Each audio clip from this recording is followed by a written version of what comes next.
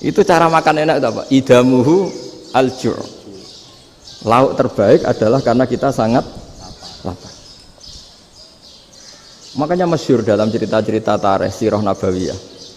Nabi diberi hadiah, beberapa hadiah. Di antaranya ada yang diterima, ada yang enggak. Termasuk yang dikembalikan itu dokter. Ada seorang raja memberi hadiah Nabi dokter Tobib. Itu sama Nabi dikembalikan. Karena dokter ini sudah lama kumpul Nabi itu nggak pernah sakit.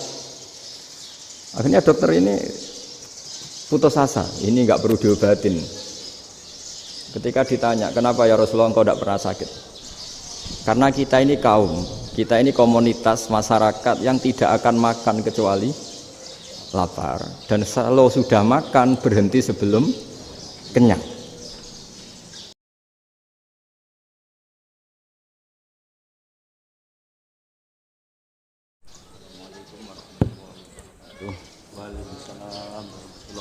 Alhamdulillahirabbil alamin. Allahumma shalli wa sallim ala habibika Mustafa ka nabiyina Muhammadin wa ala alihi washabihi asma'in. Amma ba'du.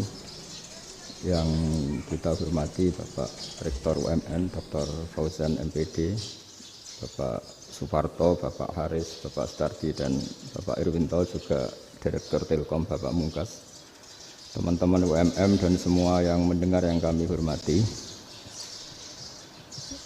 Ini ngaji itu harus objektif itu jujur. Jadi bisa saja korbannya ayah saya, bisa rektornya, bisa semuanya. Tapi korban dengan makna yang bagus.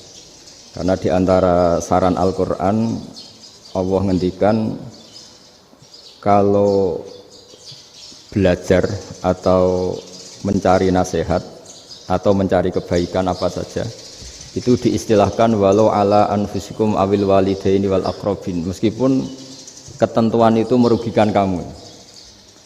Jadi ketentuan apapun yang merugikan kita harus tetap kaji meskipun itu tidak menguntungkan kita. Karena banyak problem, mulai dulu sebenarnya problem itu orang yang wakam da'in yadda'i annahu da'a ilallah tapi hakikatnya yad'u ila nafsi. Jadi banyak dai yang mengklaim dirinya mengajak ke Allah dan Rasul, tapi sebetulnya hakikatnya mengajak ke kelompoknya sendiri. Saya ini termasuk kiai yang masih orisinil. Maksudnya orisinil gini, suatu saat atau kapan saja saya kok sudah tidak laku jadi kiai, asal Islam jalan tetap senang. Karena nggak penting yang populer saya apa enggak itu tidak penting, yang penting agama ini tetap jalan. Sama, negara ini harus jalan siapapun presidennya. Ya, ini penting saya utarakan karena perbedaan antara nafsu dan komitmen beragama itu tipis sekali. Sehingga dulu pernah ada cerita, ini bukti keadilan Rasulullah SAW. Pernah suatu saat Nabi itu ngaji, yang ngaji seperti ini.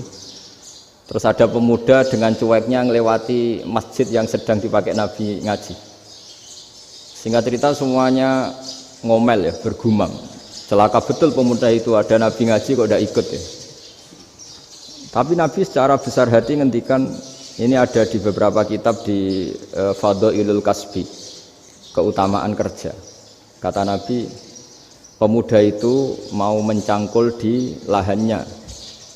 Jika dia mencari nafkah untuk keluarganya, untuk kebaikannya, maka itu bagian dari ajaranku. Jadi Nabi berbesar hati bahwa kerja seperti itu bagian dari ajarannya. Jadi tidak harus datang ke majelis ngaji. Dan bisa saja yang sedang hadir itu ya orang yang hindari istrinya minta belanja dari ngaji terus benar dituntut belanja kan itu. Mungkin anak-anak UMM yang kesini daripada tengok-tengok yang Malang bosen jalan-jalan ke Rembang. Gitu. Nah, jadi nggak mesti benar juga niatnya. Gitu. Jadi ya sama itu. Jadi kalau di dunia kiai yang masih orisinil itu nafsu itu benar-benar dilatih. Maka masyhur dalam cerita ada orang perang sama Ali radhiyallahu anhu. Ketika perang ini sangat semangat. Tapi ketika orang itu meludahi dan Sayyidina Ali ini tersinggung karena diludahi, Sayyidina Ali langsung angkat tangan. Sudah, perangnya nggak usah diteruskan. Karena saya marah sama kamu sekarang demi nafsu karena kamu meludahi Padahal saya tadi motifnya demi Allah dan Rasul. Jadi sangat tipis bedanya kita emosi karena diri kita dan emosi karena Allah dan Rasul. Sehingga ketika diludahin ini terus beliau mikir jangan-jangan perang saya karena saya diludahin.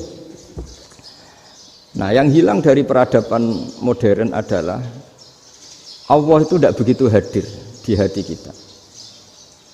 Saya sering cerita di mana-mana, teks hadis itu sebenarnya berbunyi gini, ini hadis sahih. Mangka na yu'minu billahi wal yaumil akhir fal yukrim jarohu. Ada yang fal yukrim jarohu dhaifahu, ada yang fal yakul khairan aw yasmut. Siapa yang iman dengan Allah dan Rasul maka harus memuliakan tetangganya, memuliakan tamunya. Dulu itu ada seorang ulama dipanggil anak muda, dibully terus sekarang. Wahai kiai, datang ke rumah saya. Datang kiai itu. Setelah sampai ke rumah orang itu, silakan kiai kembali ke rumahnya. Saya tidak butuh kiai. Kiai itu dengan riang kembali. Setelah di rumah dipanggil lagi. Pak Yai, silakan datang ke rumah saya. Datang lagi. Ya senyum-senyum kiainya santai. Wah, nggak jadi butuh Pak Yai. Silakan kembali lagi. Sampai 3 kali. Oh itu kalau rektor digitukan marah itu. Dosen marah. Kiainya santai. Santai, senyum-senyum, rileks. Ketika ditanya, kenapa Pak Yai tidak tersinggung? Jawabannya unik. Anak muda, saya ini senang sekali nuruti perintah Allah, disuruh menghormati tetangga. Sehingga ketika Anda manggil, ya saya datang. Ketika Anda nyuruh pulang, ya saya pulang. Saya senang sekali nyenangkan tonggo. Dan itu perintah Allah, jadi tidak ada hubungannya dengan kamu. Wah, pemudanya nangis minta dimaafin. Kalau kita kan enggak, kita ini dosen, kiai, mungkin kita doktor, mungkin kita profesor. Tapi kita ini sering didikte oleh orang bodoh. Kalau orang bodoh itu jengkel, lo kita ya jengkel. Lo kamu jengkel, dijengkelkan orang bodoh itu namanya terdikte. Itu bodoh apa pinter? Oh itu tidak pinter sama sekali. Kalau betul-betul kamu pinter, hanya bisa didikte oleh Allah Subhanahu wa Ta'ala. Jadi antara hukum Allah apa? Wa ahsin man asa'a ilaika, berbuatlah baik sama orang yang berbuat buruk sama Anda. Itu dikteannya Allah. Kalau dikteannya orang-orang bodoh kayak dimangkel ben mangkel, terus kamu mangkel. Itu bodoh apa pinter?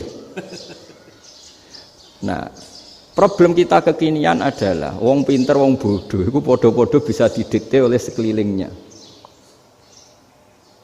Sekarang wataknya perempuan seperti itu, wataknya anak-anak seperti itu, kita didikte. Anak-anak jengkelin kita mangkel, berarti kita didikte oleh orang bodoh. Makanya agama itu unik, kadang ngendikan wa ahsin man asa'a ilaika, kadang wasil man qata'aka, sambunglah orang yang memutus kamu. Karena dengan demikian kita hanya didikte oleh Allah Subhanahu wa Ta'ala, bukan didikte oleh hukum sosial. Cara Jawane nak ngapiki tangga sing apik akeh tunggale. Berbuat baik sama yang berbuat baik pada kita itu mbok orang fasik ya seperti itu, maling ya seperti itu, sama.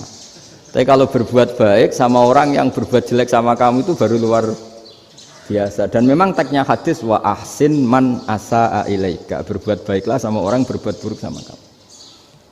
Jadi nggak boleh orang didikte. Makanya ngaji di sini diantaranya saya akan cerita dalam sebuah hadis sahih, dalam hadis hasan yang diriwayatkan Imam Tirmizi, ada kalimat dari Rasulullah SAW. Dawe Nabi, la takunu imma'atan taquluna in ahsanan nasu ahsanna wa in zalamu zalamna walakin watti'u anfusakum in ahsanan nasu an tuhsinu wa in asa'u alla tazlimu. Kamu jangan jadi orang yang mudah diombang-ambingkan oleh orang sekeliling kamu, yaitu kamu mengatakan jika orang baik ke saya akan baik, jika orang buruk ke saya juga akan membalas buruk. Itu namanya Anda didikte. Tapi berkomitmenlah kamu akan berbuat baik meskipun orang lain berbuat buruk. Nah sekarang logika sosialnya begini. Kalau di Indonesia itu ada 1000 kiai, ada 1000 profesor yang ingin membenahi Indonesia.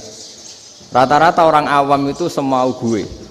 Terus mereka mendikte kita. Perilakunya agak simpatik, perilakunya jengkelin. Terus 1000 profesor ini ikut jengkel. Itu kira-kira jadi solusi apa goblok bareng? Sama 1000 kiai ini ikut jengkel, ini jadi solusi apa goblok bareng? Goblok bareng. Nah problem sekarang kita ini biasa didikte orang bodoh. Nah makanya ciri khas orang muslim itu kata Nabi, mangkana yu'minu billahi wal yaumil akhir. jadi baik tetangga karena perintahnya Allah dan Rasul. Pentingnya apa? Bedanya karena berbuat baik ini perintahnya Allah, mbok tonggo apik lah kita tetap apik karena perintahnya Allah dan Rasul. Begitu juga dengan hubungan dengan istri, dengan anak. Mbok bojomu lagi cerewet lah ya tetap apik. Karena dengan cara itu kita hanya tunduk kepada Allah dan Rasul. Tapi kalau kamu, istri saya kalau baik ya saya baik, kalau enggak ya enggak. Berarti Anda didikte oleh perilakunya dia.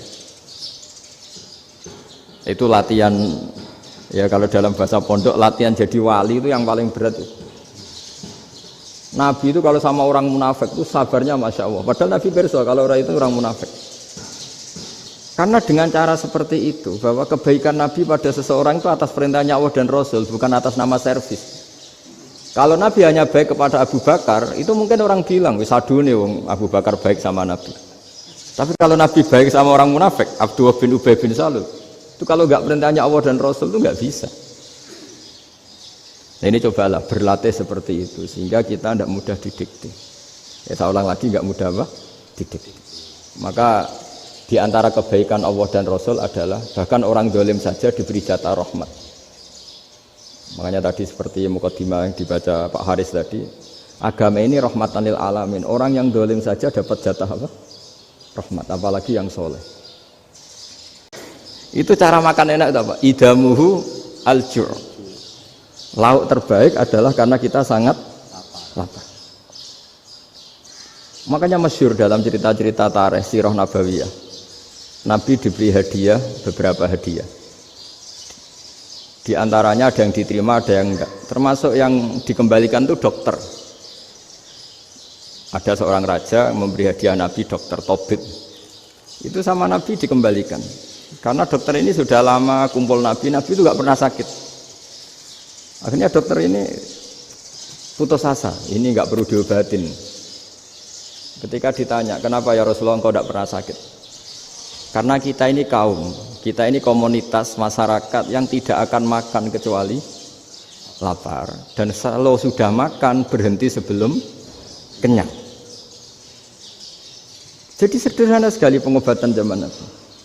Sebagian besar penyakit itu pasti disebabkan kita ceroboh dalam hal makan. Sudah ngerti kalau durian masalah, kalau makan durian enggak kehitung gitu. Apalagi kalau gratisan itu tambah banyak gitu. Pola tidur juga gitu kata Nabi, dan kita tidak tidur kalau tidak sangat ngantuk. Nah itu namanya orang-orang soleh yang sudah tidak didikte materi. Kalau yang didikte materi kan bisa tidur nyenyak kalau kasurnya enak, AC gini-gini. Sebenarnya enggak, tidur enak itu ya kalau sangat ngantuk.